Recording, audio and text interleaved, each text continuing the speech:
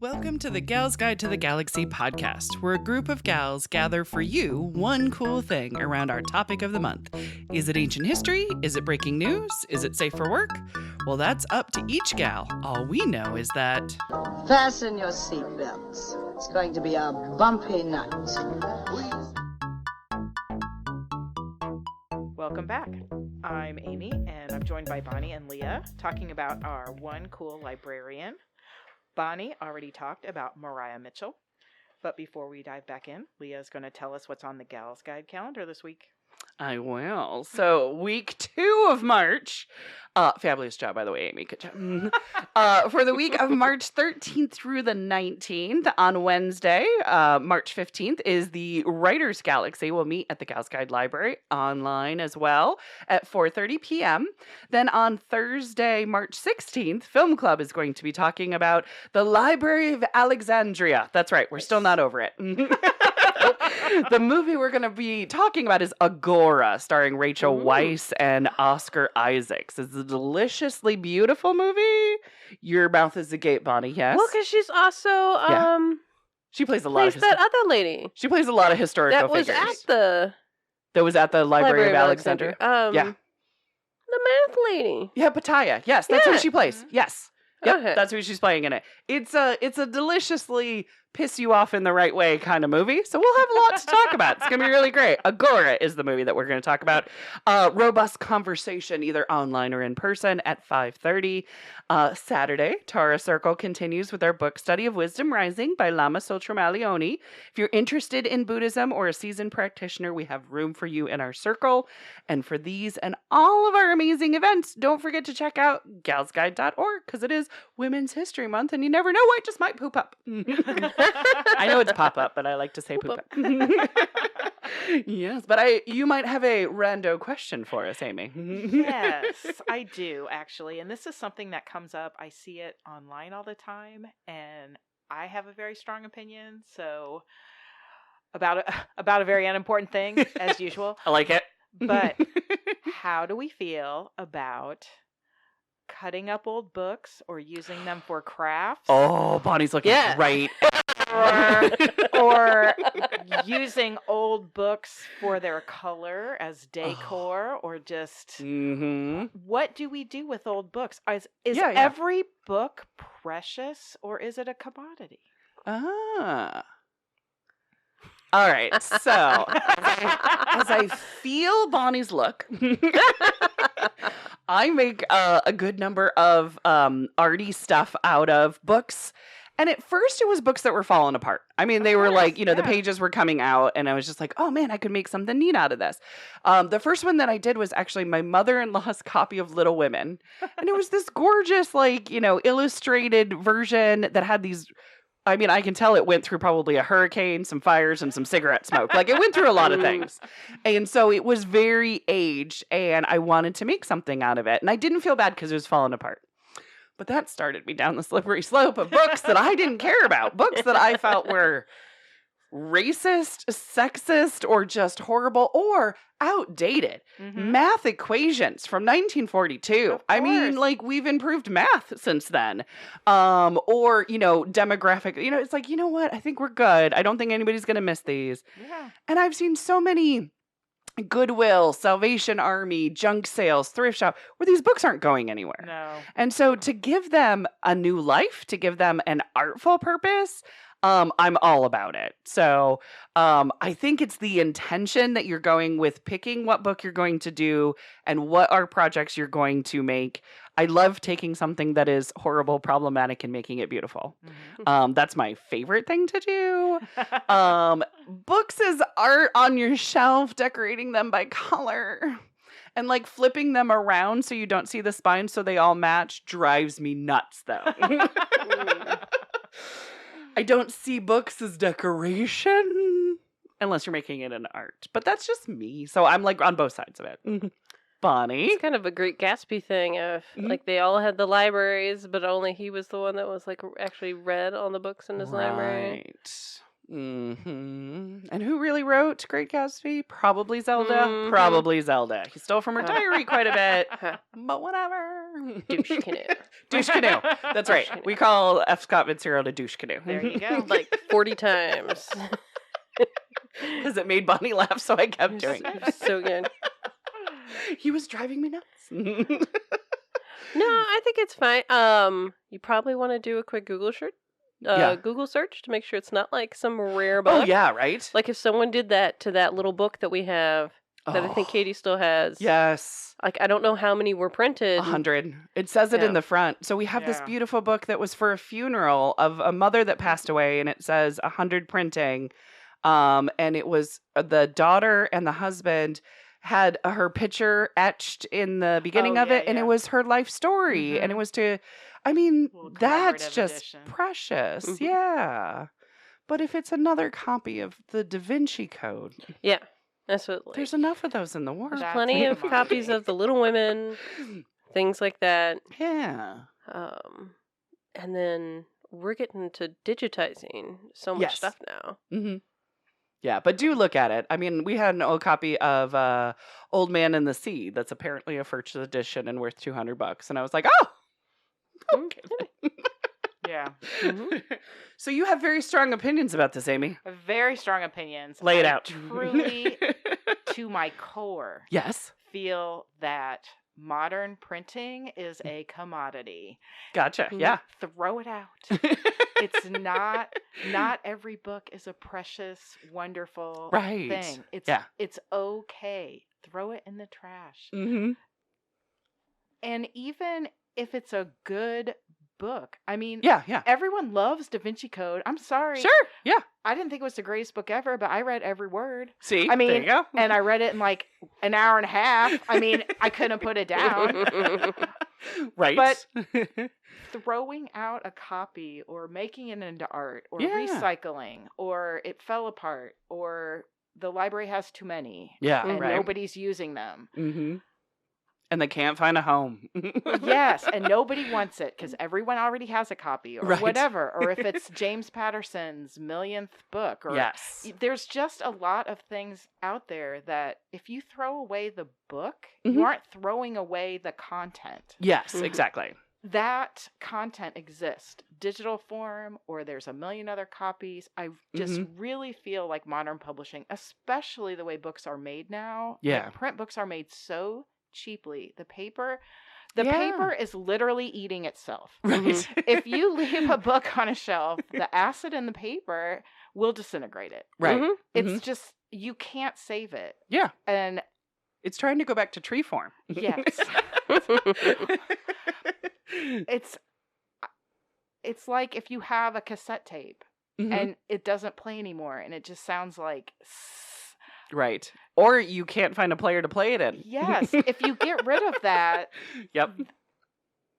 if you have an old Beatles cassette, you aren't throwing out the music. You aren't Yeah. saying this doesn't have value as Right. a work. You're saying this copy is trash. Right. I got it on CD, and now I'm going to get it on iTunes. And now I'm and it's going to like, get it. Yeah. exists somewhere in a vault. There are the master tapes. We're good. Yeah. And I think people who will throw out anything else Mhm. will die on the hill of, you can't put a book in the trash. No, you can. You can. It's okay. It's not. Nothing's gonna happen. The one thing that I will do, because I will come to that point, especially if somebody donates books that Smell terrible. Yes, smell I was a terrible, librarian are 30 molded. years. are gross. Like nobody wants to touch Here's it. my textbooks from when I was in college in the 70s. Right, exactly. I will say talk to the books and be like, thank you for your time. You have obviously been appreciated. We're done. Yeah.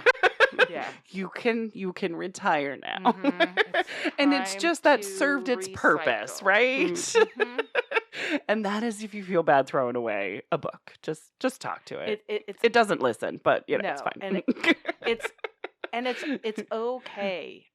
As a librarian, you get a lot of pushback if you're weeding your collection. Mhm. Where did Right. all the books go? And it's like, Mhm. nobody used this. You didn't check them for out. 17 years. Not one person looked at this book. Right. It's like, let me make the space for something that's good. Yeah. And relevant. Yeah. It's kind of like we tried. Yeah. We got these. Mhm. No one interested. Let's try something else. Yeah, or they went out a whole lot. Yeah, I mean, right? you'll get 20 copies of the newest bestseller. Mhm. And they'll get loved and abused. And they will go out, 50 times. Yeah. I think that's a good return on investment. Yeah, absolutely, right? Yeah, but oh my gosh, if someone sees that in the trash, Mm-hmm. or This if is very true. you have a program like we're making Christmas tree books or whatever. and, Yes. What? We're cutting up books. It's okay. Exactly. I made, I had a program and we made book cakes. Mhm. And so, and I I'm like, love those, by the way. they're so fun. Ugh. And so I'm like, Ugh. don't worry. No one's missing these books we're using. Yes, yes. And if you really want to read it, Sure. here's another stack of them. Yeah, exactly. I've got more.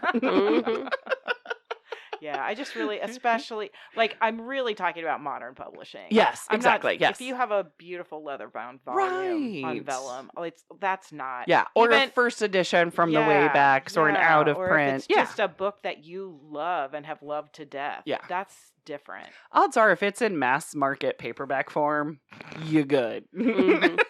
It's documented somewhere. And it's eating itself on your shelf. exactly. It is rotting itself to death. This is true. Well, who do you have for us, darling? Well, because we were talking a little bit about censorship, Yes. I am going to talk about a librarian named Carroll Moore. Sweet. She has definitely multi-facets. She did a whole lot of good and she did a whole lot of crazy, and we're just going to talk about it. Thanks. Sweet. I like it. Nobody has to be all of one thing. It's all good.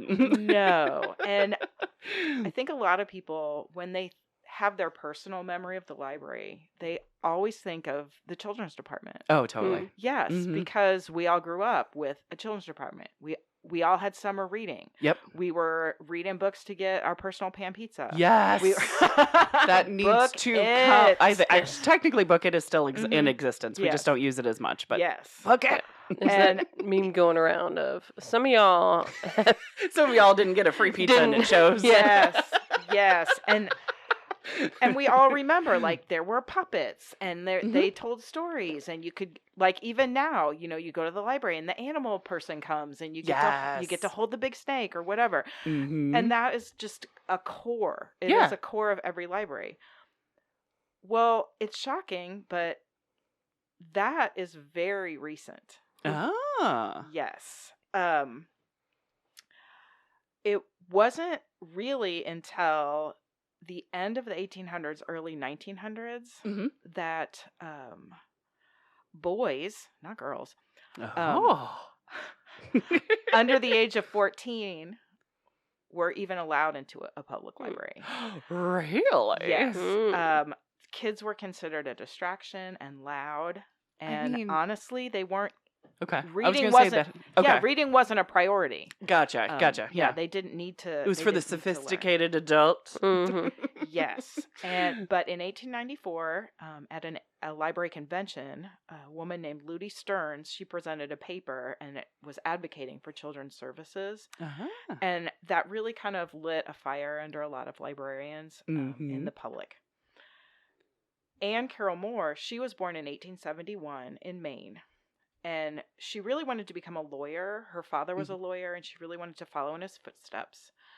But during a flu epidemic, her parents and her sister-in-law died of flu. Oh, wow. She ended up moving in with her brother to raise her nieces and nephews. Oh. So she never got that opportunity to really study. Yeah. And when her nieces and nephews started to grow up and she wasn't as needed, her brother suggested, well, why don't you try library science? It was a brand new field at the time, and you could get your degree fairly quickly. You still can if you go full time. Yeah. Full time is different for, yeah, exactly. That'd be lovely. We didn't have lives and rent and yeah. money. Yeah. So she earned her 1-year degree in 1896. Oh, So, wow. Yeah, so she was 25. She was kind of older to be a college student at any time. And she was hired right away to actually form a children's room at the Pratt Institute in Brooklyn, New York. Ah. And she took that very seriously. She did a lot of research. She visited schools, especially kindergartens, which were brand new at the time. Right, It was a new field. And she was passionate about visiting all the different neighborhoods in Brooklyn, all of the ethnic areas, all the immigrant areas. She would just talk to kids in the street, playing in the street, to find out what they wanted. And what would it take to get you out of the street? Well, or just like if there was a space, yeah. Come to the library. What would you want to do at the library? Right. What do you want to do? Yeah. She was the first to actually put children's scaled down furniture in a children's department. Cute. Yes, they didn't, so they wouldn't have to sit up at a table and it was on their level. She put pillows on the floor so they could read and curl up. She started story times. That was unheard of in libraries. And we're talking 1900. I mean, this is recent. Story times. She started summer reading programs. Oh, sweet. Yeah, because the kids that she talked to said that they wanted something to do in the summer. And she had books for all different reading levels. Sweet. Which also wasn't a thing. I mean, it was like a children's book. Yeah. Yes. It wasn't just here's a big book of fairy tales or whatever. She had picture books. She had different levels. Nice. All these things are such standards now. It just seems it seems unreal that a New York City library in 1900 didn't have a children's section. Right. They didn't. In 1906, the New York Public Library hired her to head their children's services. Yes, so she's at the big library now. Yes, in public libraries, that's it. That's you're number one if you're the New York Public Library. Not even a Library of Congress. Head. Well, because that's not really a public. That's library. What I thought. Yeah, the Library of Congress, and it's a whole different system that no one understands. It's still the same thing. This is another thing I'm passionate about. The Dewey Decimal System, Library of Congress headings, anything. It's just so that we can have a specific spot for a specific thing. Yes, exactly. It's just for us to find it. Yeah. It's still it's just like Barnes and Noble. I know. All the cookbooks are together, I promise. Yeah, exactly. I know, right? It just has a little number. Yeah, we just the numbers are for us. You don't have to know them. I don't know them. Honestly, I don't know my decades. I can do my hundreds, but I don't know my decades at all. Not at all. So she started a training program just for children's librarians because although they did have library school, they didn't have anything for children's. So they could come to her and do this 6-month boot camp and come out with children's programming skills, storytelling. None of that was taught. And that, even if you aren't going to be a children's librarian, you're still required to take a children's class. Yeah. You still have to stand up and tell your story and learn about children's services. Nice. She also created a core title list, which is really helpful, especially to libraries just starting children's collections. It had 2,500 children's books on it. Gotcha. And she really, really included a lot of diverse and international books. A quote from her, she believed that her job was to provide to the children of foreign parentage a feeling of pride in the beautiful things of the country their parents have left. Oh, I know. Isn't that just lovely? That's sweet. She also developed a set of standards that she called the 4 respects. Respect for children, treat them as individuals, take them seriously. You can still have fun with them, but take their requests seriously. Respect for their children's books. She advocated for well-written, factually accurate children's titles. And she did not want children's titles to mix fact and fantasy together. This will be problematic. It gets there. I'm seeing where she's already stepping. Well, and yeah, she's not even consistent with it, but it's fine. Sweet. That makes sense. That checks. Yes. The third respect is respect for your fellow workers. She wanted the children's librarians to be viewed as just as important as all the other positions in the Oh library. yeah, So absolutely. the children's department, you aren't second class. You're as important as cataloging. You're as important as acquisitions. Important as reference. Yeah. You're helping these kids the same way that you're helping the adults. Love it. And also respect for the professional standing of children's librarians. Ah, yes. She felt The that professional librarian, standing, y'all. yeah, because she felt that like the librarian profession as Yeah. a whole needs, including academic, museums, everything, Yeah. needed to recognize children's librarianship as a actual specialty. Absolutely. And to actually start teaching classes and to train people who are interested in working with kids to be able to work with kids. Yeah, because they're unicorns too. Yes. they're the unicorniest. Yeah. I like it. I will say with personal experience that these 4 respects, it's still a fight in 2023. Is it really? Yeah. Yes. And Aw. I've never even officially been a children's librarian. I've worked Gotcha. in teen services, which, whew.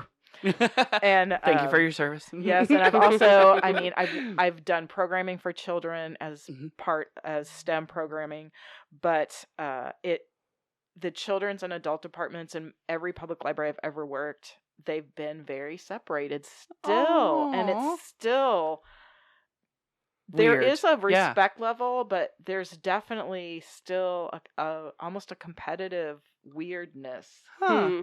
between the children's services and adult services Gotcha. for their stats, the money, the this, the that. Like right. my stats are this. Why aren't I getting more money?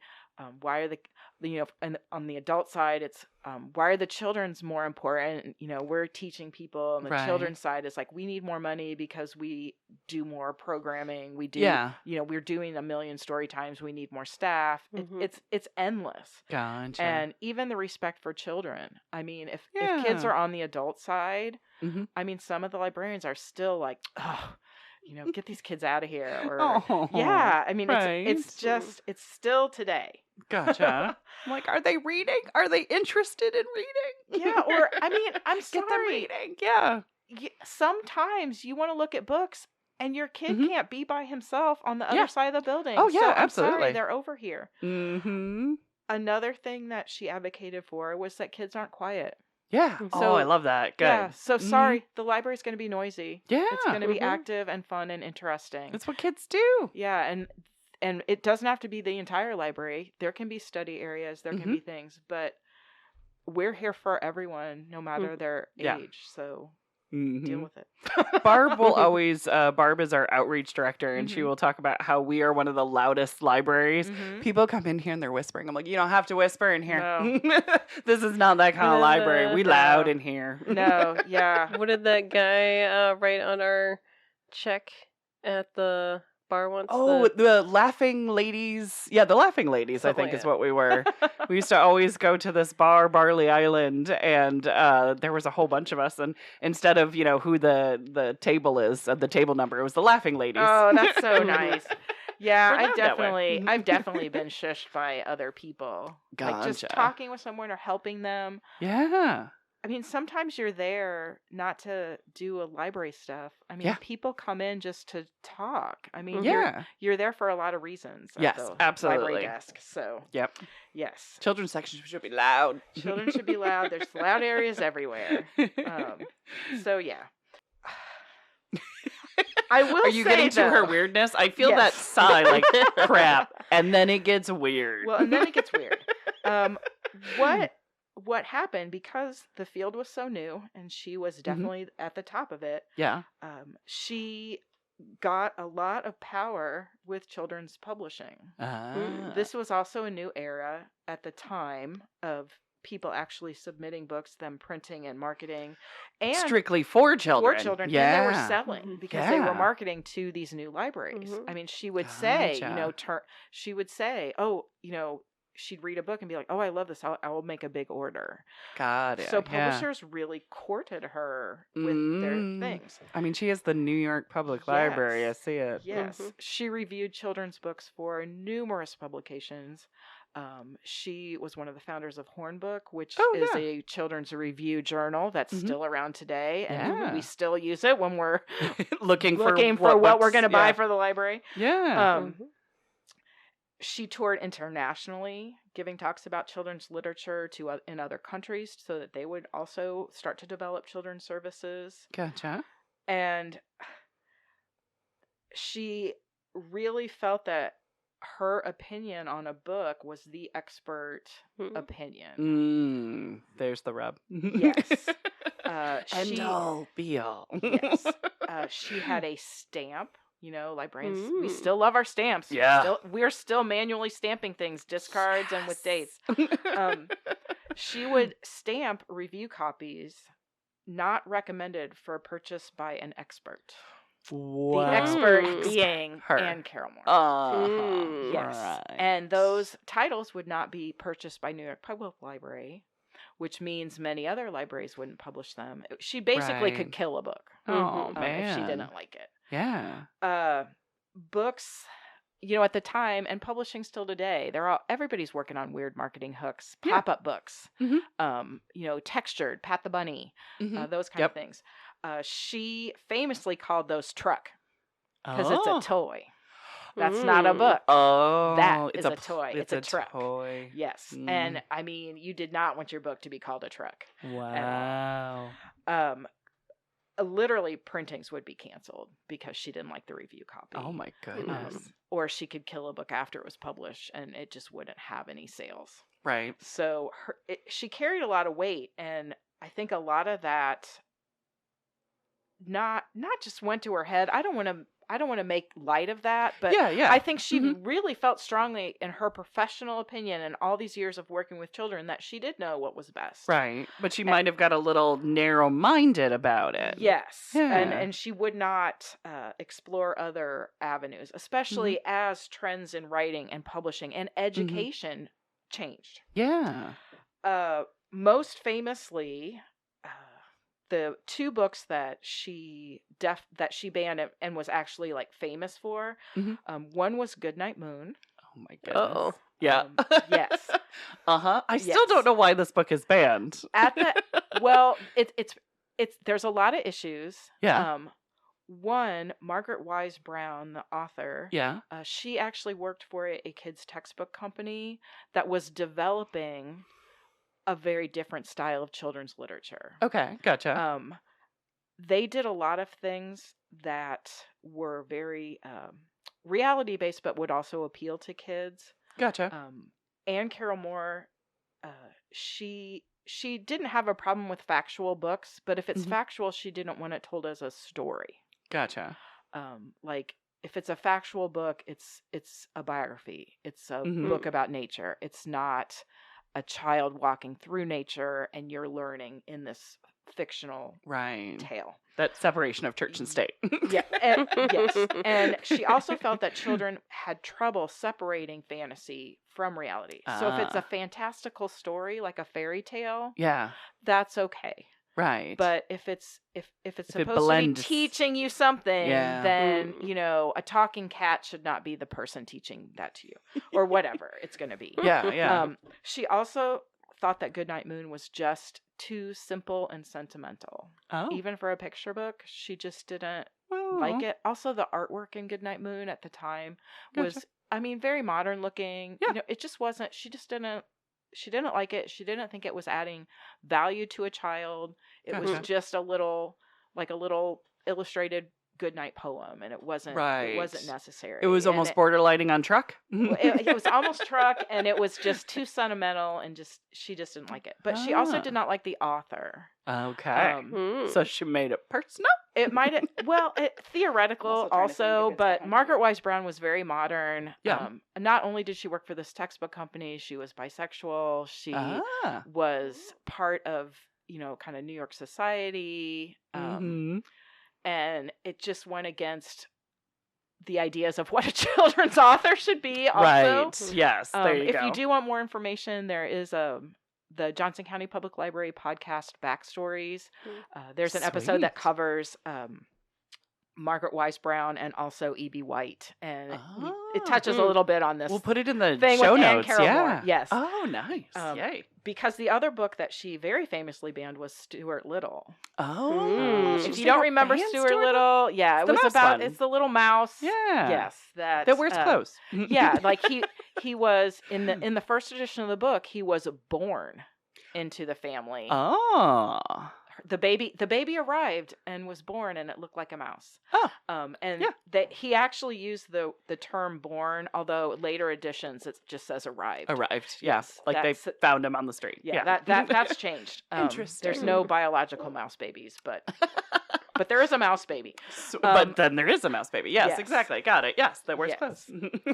And E.B. White at the time was pretty famous for being a journalist and an adult author, adult humorist. Gotcha. He also is the White in Elements of Style, Strunk and White. Which I never put together I until didn't you know told that either. me It made no before the sense at show, and I all. was like, "Wait a minute, Yeah. that's the White in Strunk and White?" Yes, he was, and Wow.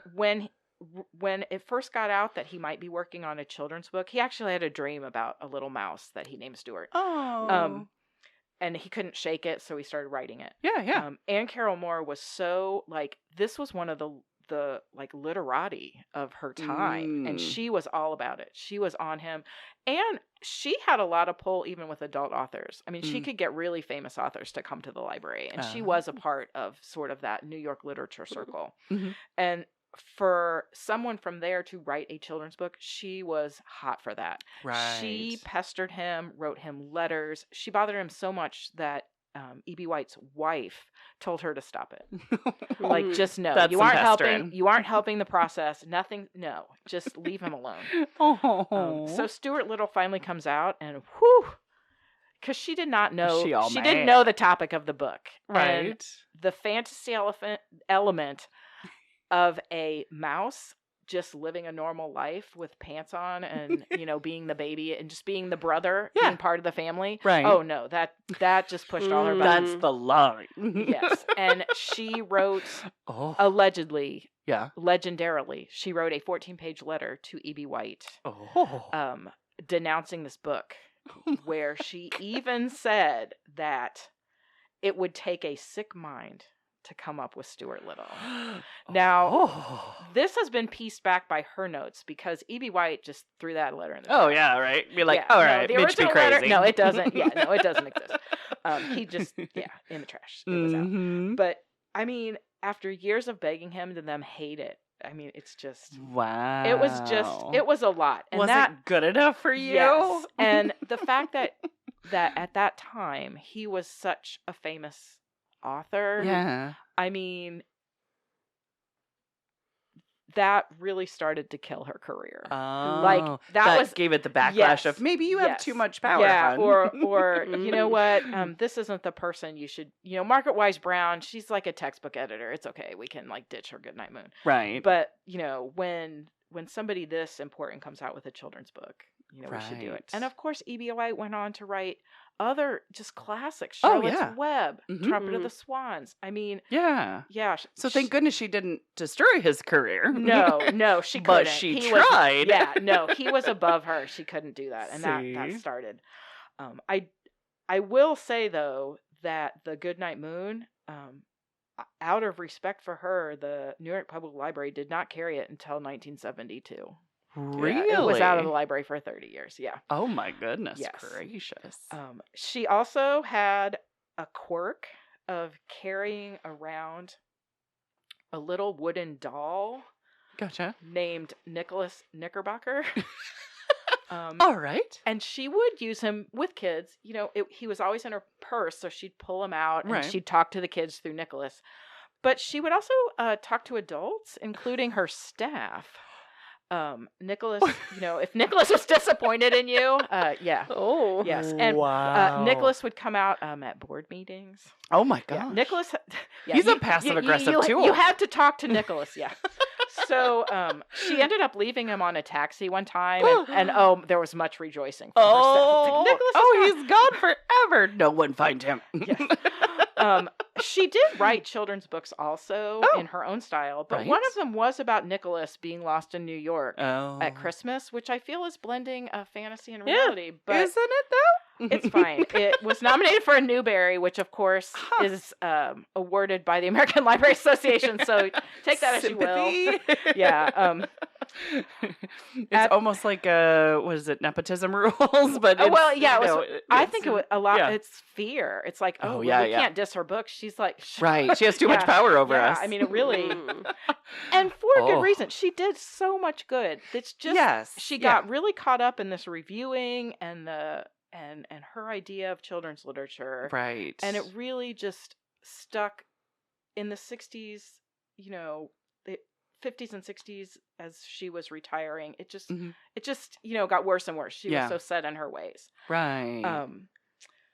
At the age of 71, they actually forced her to retire. Oh, gotcha. Yes. You're done. Yes, they literally pushed her out. Oh, wow. But she would not acknowledge it. She continued to show up for staff meetings and board meetings. She just was there. She wouldn't recognize the new head of children's services. And yes, so that went on. But she did end up teaching and lecturing gotcha. up through her death. But yes, she would still show up at board meetings. Weird. Yes. But anyway, I read a really nice article about her that was written for another library's blog, where they really felt that some of this was a story about not only censorship, but how futile it is. Oh, yeah. It's like, yes, you can try and keep Goodnight Moon out of the library, but you're not gonna. Right. You can hate Stuart Little all you want. It's still gonna exist. It's still gonna exist, and some people are still gonna love it. Yeah, absolutely. So people who are trying to ban a book now, you can't have books about trans kids in the library or whatever it's gonna be. Those kids are still gonna read it.